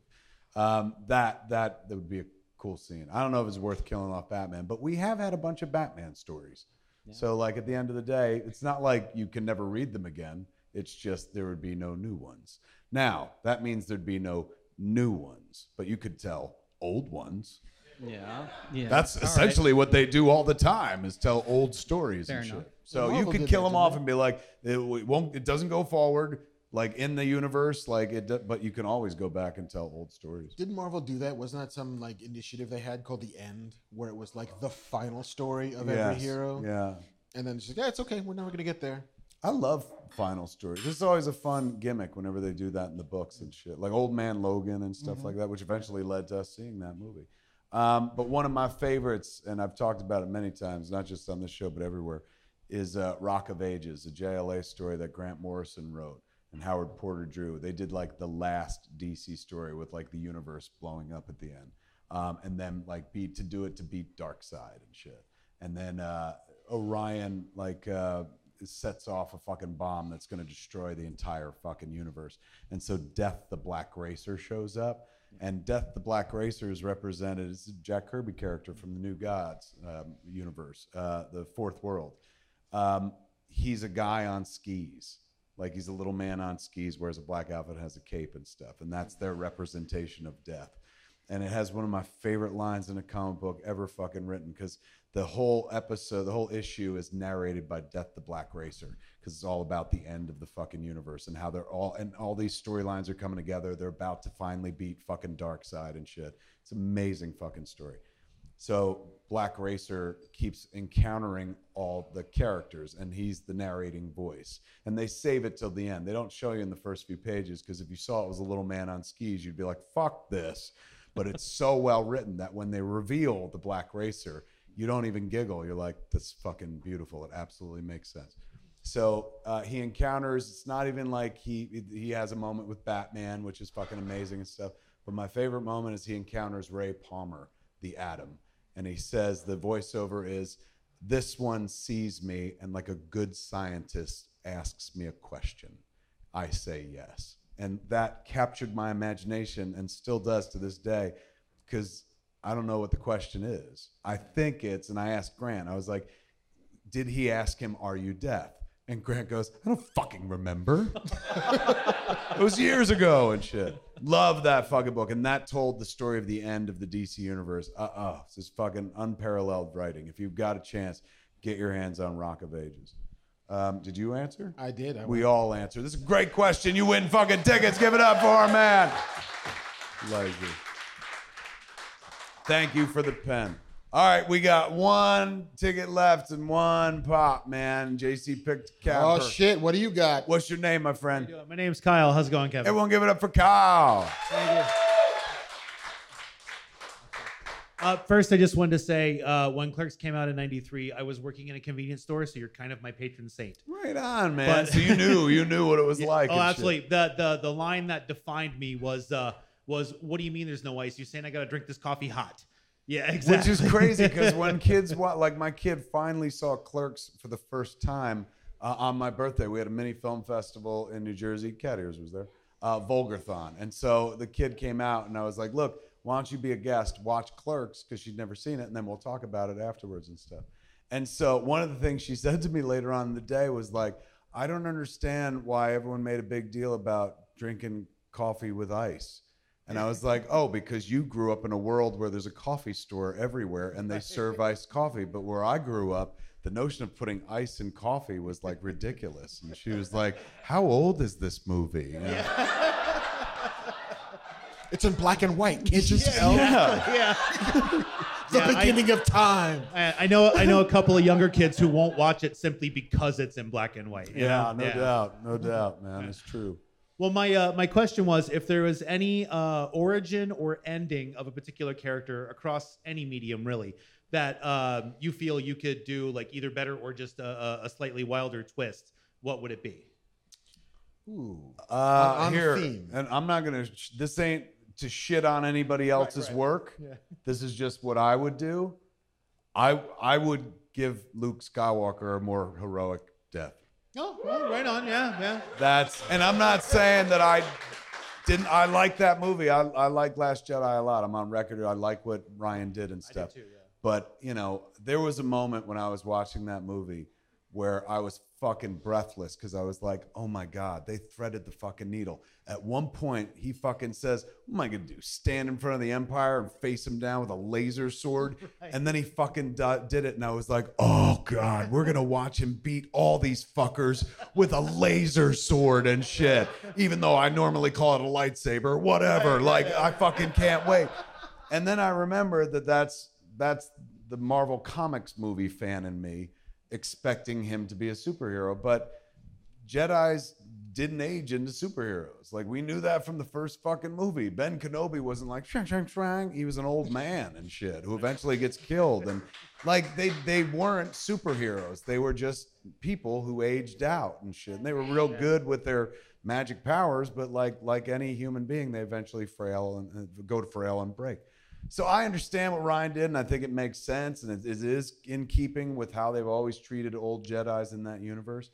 But there was a part of me that just wanted to see him fucking like, as Kylo Ren was like, fire every gun we have on that man. And just to watch him, as ridiculous as it would have been, to do what Yoda did when he fought Count Dooku, and it's just like, without breaking a fucking sweat. Like, oh my God, I would have jerked off in the theater, man. Like, oh, I knew he, like, the same way, like, we saw Rogue One and they're like, here's Darth Vader. Right. Like, if we could have had that moment where they're like, here's the Master Jedi. But that's not how that narrative was ever really built. So it honestly probably would have went against character and went against brand to give me something that I wanted, and I could get in any number of other movies, right? A superhero moment.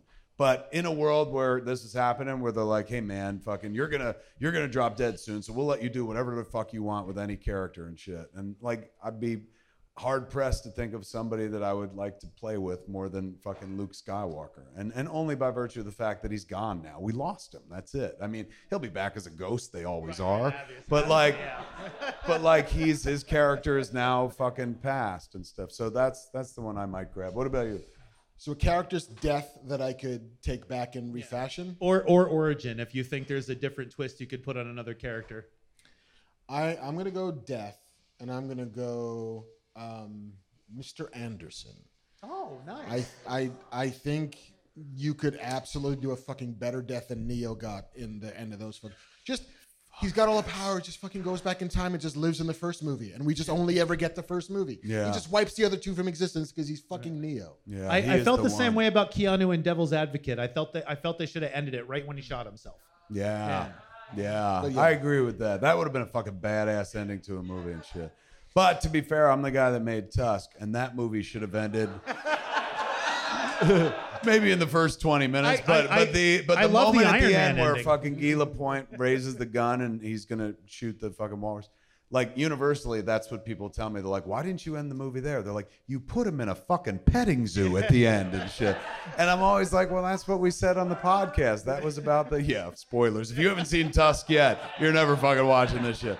Why are you here? Yeah, but I was honoring the podcast. But I do, when I look at the movie, I understand when people say that. I'm like, oh, that would have been a better ending. And the movie probably would have done better and shit. But like, then the movie goes on for another 5 minutes with some really ridiculous shit. Oh, yeah. So, yeah, maybe I might redo the ending of my own movie. But I like yours, man. That's fucking awesome. Because it's true. Really, he went out so fucking soft. Like, if for a guy who was like modern day Jesus, all of a sudden he just fucking died. You know, because Mr. Smith kind of poked meaningless. him with something. Yeah. Like, if he's Superman, then have him be fucking Superman. Yeah. I like that. That's a great question, man. You win tickets. Give it up for him, ladies and gentlemen. Goddamn pleasure. We still have a pop. Yeah, so I mean, I feel we can hold it till next week, or we can try to go for broke. Who's to try feeling to strong? win a pop with a great fucking question? Jump on up. Are you leading with "I don't have a great question"? Yes, I am. Fair enough. What's your name? D. Everyone, give it up for D. Hey, D. All right, D. That pop is on the line, man. Here we go. I don't want the pop. I know. That it's pop bad. is for me. Someone else could ask a question after me. But I was wondering, could you autograph my leg so I can get it tattooed? Yeah. Oh my God. Absolutely. I got a Sharpie. I mean, you can't get it up on the bar, can you? Whip it up. Just wait over there on the way out. I'll tag it for you. You don't have to. We don't have to do it right now. Just go right by the end of the bar, and then as we get out, I'll tag it. That's awesome. Thank you. That's no problem, man. You're going in the wrong direction. Go the other way.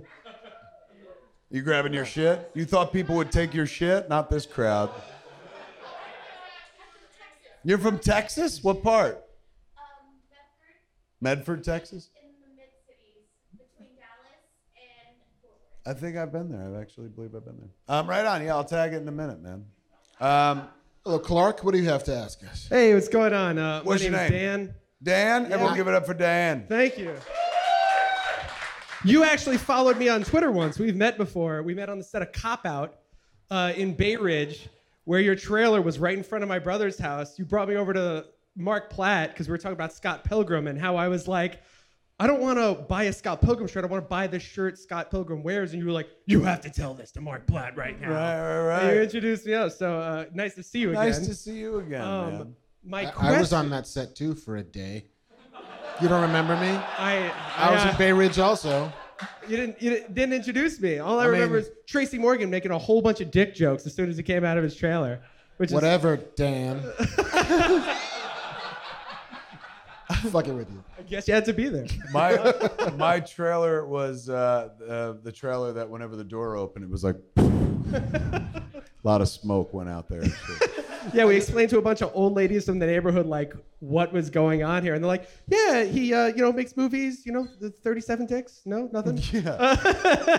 I just remember being on that set and you telling me, he's like, you gotta fucking meet Tracy. Tracy's amazing. So I met Tracy, and he launched into a one-man rendition of Planet of the Apes.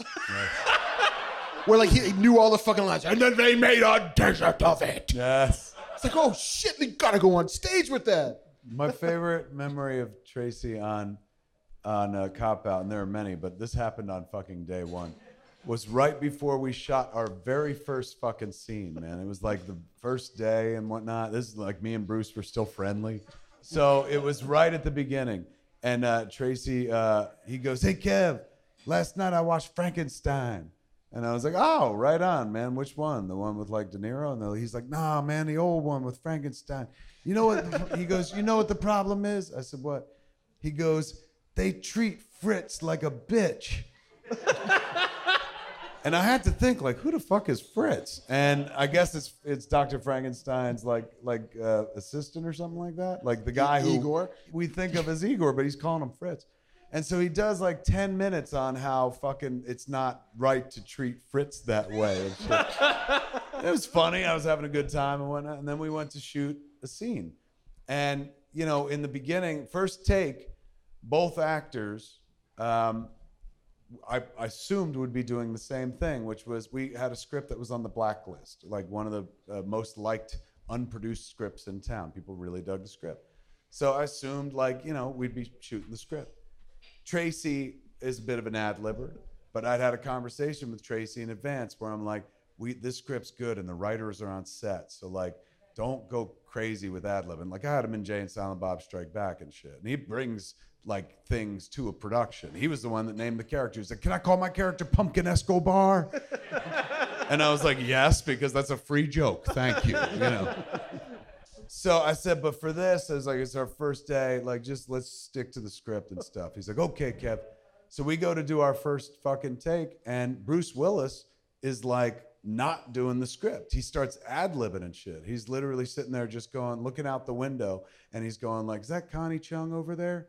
I think that's Connie Chung. Is that Maury Povich?" He's naming everybody from the 80s as he looks out the window. That was his ad-libbing and shit like that. And so at the end of that take, like Tracy looked at me from where he was sitting and like looked at me as if like, he's fucking making up dialogue. So I just went like this and I said, like, "Go ahead." So the next fucking take, I'm like, "Action." And Bruce was looking out the window and he's going, Is that Connie Chung out there? I think I see Connie Chung walking away." And Tracy all of a sudden goes, "Jimmy," because that's Bruce's character. He goes, "Jimmy, man, you know what I did last night? I watched Frankenstein." And so I'm sitting behind the monitor. I'm like, "No way." And he literally did the same fucking bit that he had just done for me. And it was wonderful, man, because I was like, "Oh, it's fucking great and shit." But like the other guy, his expression dropped because his thing of like, let's ad-lib is like, "Hey, man, I think I see Maury Povich out there. I think I see Connie Chung." Tracy just created a whole different scene. And then Bruce was like, "Where are we? What the Frankenstein? What the fuck?" So he was wonderful, man. He came loaded for fucking bear. So I imagine what you say is absolutely fucking true. That sounds like Tracy, I know. Yeah, he just said he has a lot of sex and joked about it. Yeah, that's pretty much it. One of my favorite fucking moments of that movie is an image. I took a picture of Tracy Morgan. We were at the end of the night. We were doing a wet down on the street. It was late at night, so a car was pulling up, so you have to wet the street down so it reflects and stuff. And he saw the dude doing the wet down. Like the wet down truck came, and it fascinated him. He goes, all they do is make things wet. That's my job. And so, so he goes, Kev, can I work the hose? And I was like, yeah, man, go ahead if you want to. I was like, hey, can Tracy work the hose? And they're like, I guess. So Tracy goes over and gets the hose, and he had a cigarette dangling from his lips. And he's fucking just holding the hose at dick level and spraying down the street. And the cigarette is like just dangling perfectly, like off the. And he goes, Kev, take a picture. And so I took a picture. He goes, no, do a video. And so I got this 10-second video of him like wetting the street down, smoking a cigarette, and he looks at me and shit. And at the end, he goes, send that to me.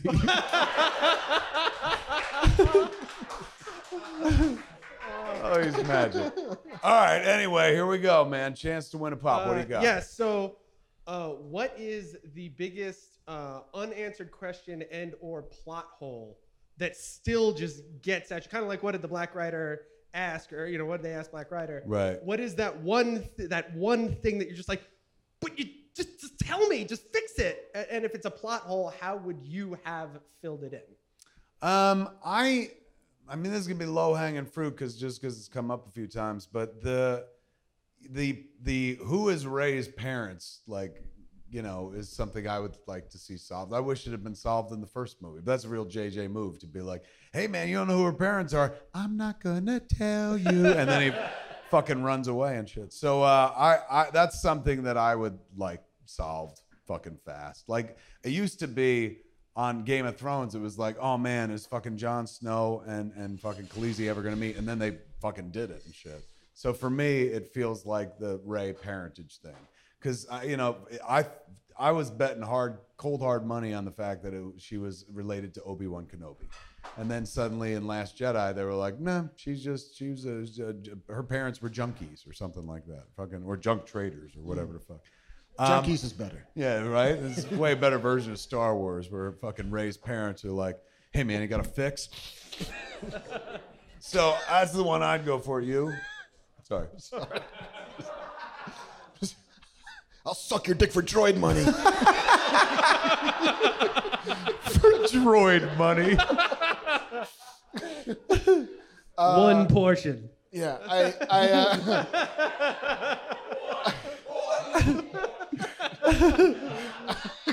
That's awesome. I know that this has sort of been answered before. If you like boost the fucking audio and you grind it out like a FBI fucking surveillance expert.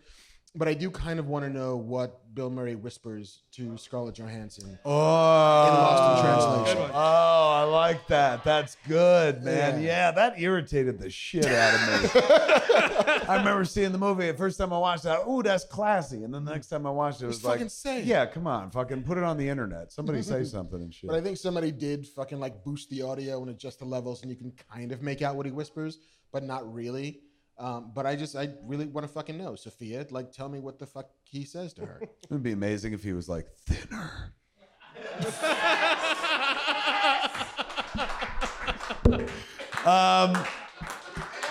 That question warranted a wonderful answer, but I don't think it's pop worthy. Give it up for him. That was great, though. Hey, man, excellent job. You're gonna go for it again? One more try? One more Let's try? Let's do it, man. You think you can win this pop? Yes, I do. Ooh, fucking hey, man. Confidence. What's your name, Captain? My name is John. I'm from Trenton, New Jersey. Hey, we'll give it up for John from Trenton, man. Balls of steel, John. What do you got? Trenton makes, the world takes. Yeah, absolutely. Pork roll. Yes. Anyway, I live in Arizona now. Okay. But I'm from East Coast and everything. And my friend from Australia, we work for Fender Musical Instruments. Good. Oh, right down the on, street, man. And I come bearing gifts. Oh, shit. So- Free swag? Absolutely. Well, then you definitely win the pop. Is one of them That's awesome. I'm is cool one on of this them a shit. guitar? Yeah, absolutely. It looks like a guitar. I listen to the podcast on my commute, and I've seen this part of the show often to where the exact same thing that you say to everyone is a question should be made to you and Mark equally in order to actually get the prize. Right. So I always thought, as I was driving, what would I ask if I ever made my way here? And luckily, I got the opportunity to come visit our Hollywood office, and you guys were here. So. Fucking A, man. So Look at this you is closing a circle. So this is a- seldom in life does anybody get to go, I had a dream and it's about to come true. Pretty much, yeah, exactly. So the question that I came up with months ago was basically this. Both of you are established and creative writers for your entire career. But the way you eloquently tell a story, especially during the podcast every week, is that something that developed along with your writing career, or have you guys always been good speakers? I mean, we think of you as great writers, directors, creative talent for Hollywood, but where does the oratory come from? First off, if you keep calling us great writers, you're going to win 3 pops. I cannot speak for Mark. Mark will speak for himself. But for me, the writing thing, or the oratory thing, the oral, if you will, that came out of being pushed in front of the movie to talk about it. Like whenever you make a movie, you go to a film festival, when it's done, they're like, go out there and answer questions about it and stuff. So I would go out and instead of answering questions seriously like an auteur, like, you know, it was a pretty point and shoot kind of movie. There wasn't much I could relate about like how we made it other than like we shot it in black and white and we shot it in the store after hours. I, being a big fan of stand-up comedy and George Carlin particularly, I was like, if they're going to put a mic in my hands, then I'm not going to try to be informative. I'm going to try to make them laugh. Like I'm going to try to make it fun and shit like that. So I'm not going to like talk about the minutia or the vision or anything like that. I'm going to tell them how we got the cat to shit on cue or something like that. Like a charming making up story. Yeah. So that's where I started, like, you know, developing the oratory, like the idea of like getting up and telling a story and stuff. And when you're in front of people and you have to do it again and again, you just don't want to sound like an idiot. You want to sound smooth and stuff. So practice kind of makes perfect. I think it absolutely helps that I was a writer first. I've got a fairly decent vocabulary from which to pull shit from and whatnot. You can't tell when I say to pull shit from, but I do have a pretty decent vocabulary. Now I'm sounding like Trump. I got all the best words. But I do have a fairly decent vocabulary. I think that does kind of help. But mine was a conscious effort. Also, podcasting, for like I've been doing it for 11 years. That will make you, 10,000 hours, right? That'll make you better at anything. So like I've been doing Q&A since 1994, and then the podcast since 2007. So all of that helps me jump up in front of a crowd. Like my friend Malcolm Ingram is shooting a documentary about me now. And they interviewed my wife today. And my wife was like, I saw her afterwards, and I was like, how'd it go? And she was like, I was so nervous. I was like, you're talking about like the one subject that like you know better than anybody in this world. Me. Like fucking, why are you nervous and shit? And she's like, because I'm not like you. I don't get up every day and tell everyone everything that's on my fucking mind. Like, she's like, I don't do as much public speaking as you, so it was really fucking weird. She's going, but it was comfortable at a certain point because I was talking about you. And I was like, oh, that's kind of sweet. So she pointed out that you do that a lot. And I think that's why I got better at it, because it just happens again and again. You? Nobody had ever put me in front of a movie to talk to people about things. Yeah. So how'd you for get a long there? while. If you don't mind, Mark, actually, you're the one who, in my mind, as listening, really kind of stands out more in terms, nothing against Kevin. But when it comes to... Man, first it was the guy about Tusk, now you. And 6 months after the heart attack, people are like, fuck him, the truth is back.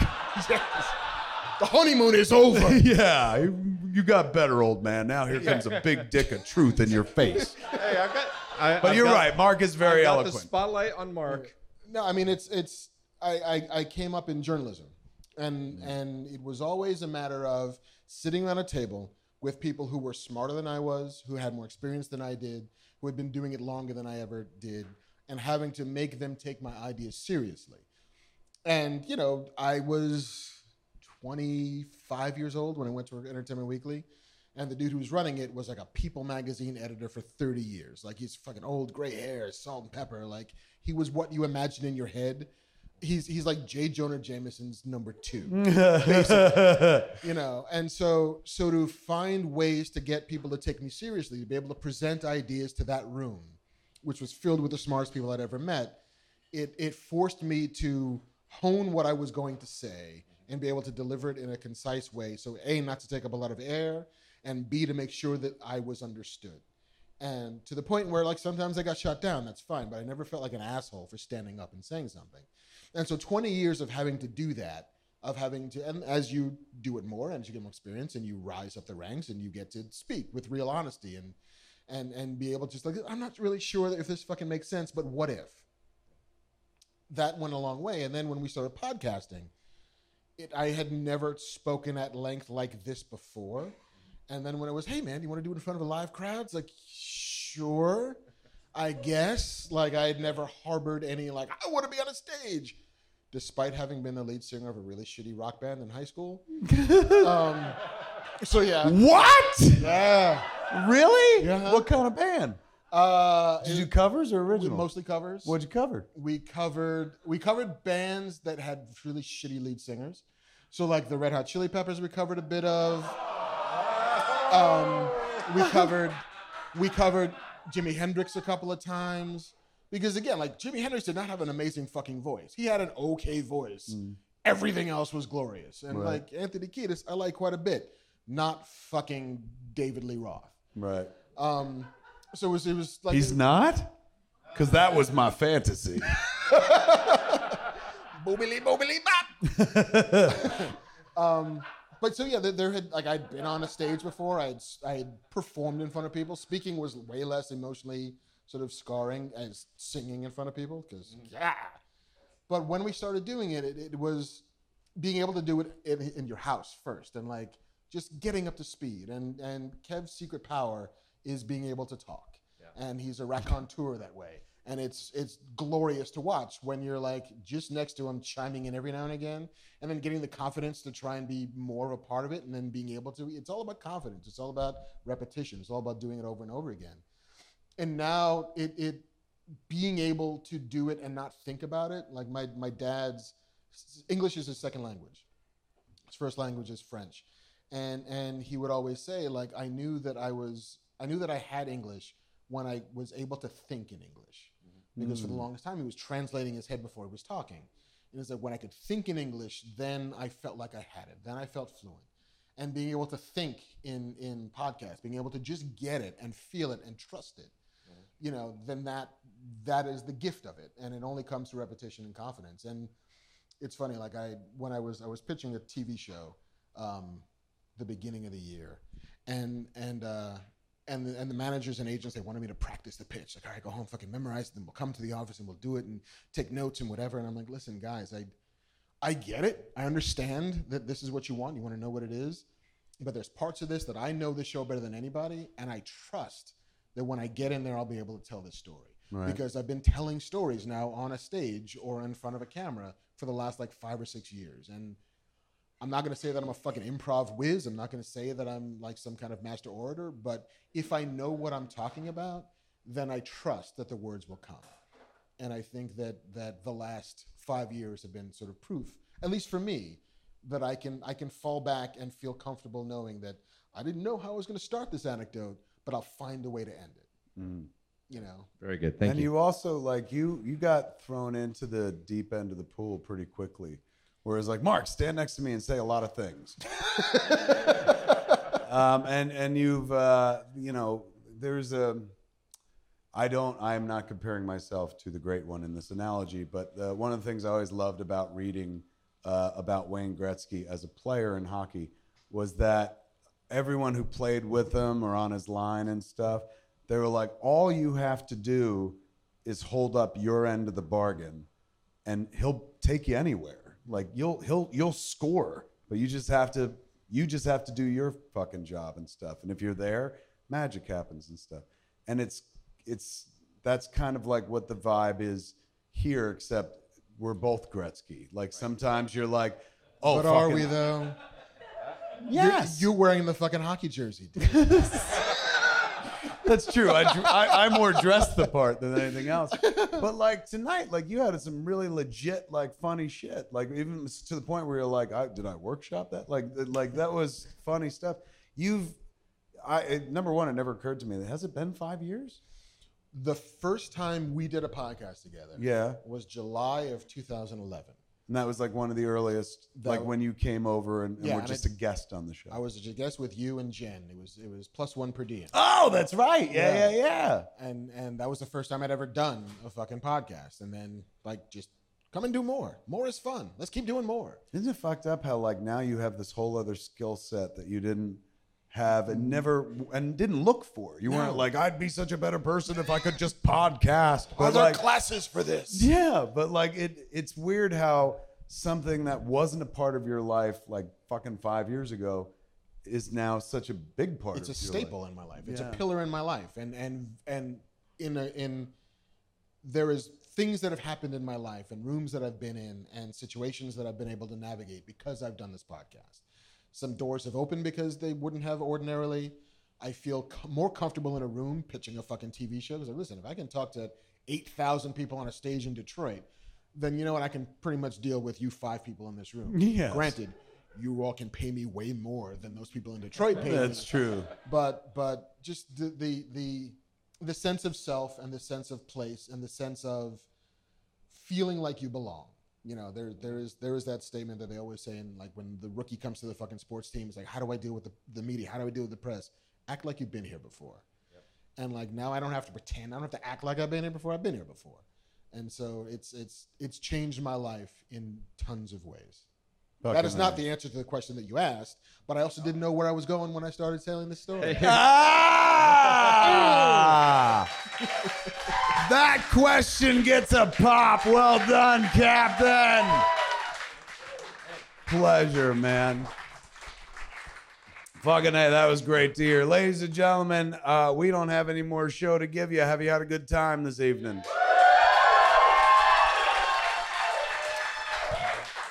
We want to thank Deacon and the good folks at 40X, Jamie Cattiers for throwing pops out that some fucking folks won tonight.